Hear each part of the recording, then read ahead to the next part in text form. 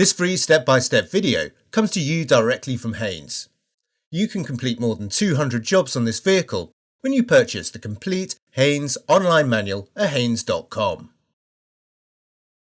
Open the tailgate, then unscrew the lower and upper torque screws. On early models, open the flap, undo the plastic retaining nut and disconnect the wiring plug.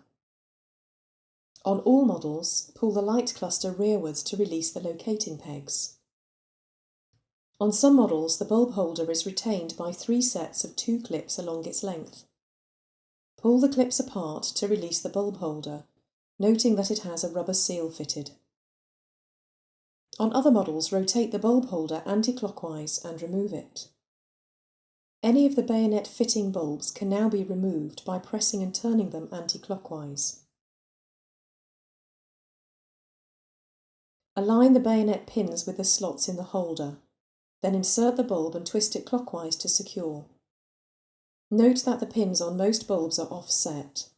They will only fit correctly in one position.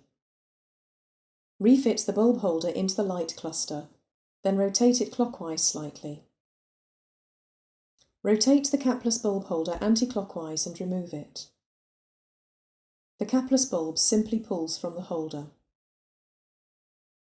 Gently press the capless bulb into the holder.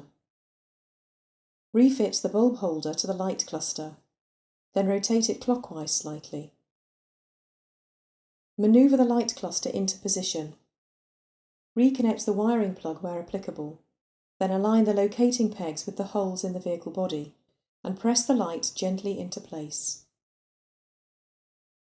Insert the upper and lower torque screws and tighten them securely. Where applicable, tighten the plastic retaining nut securely.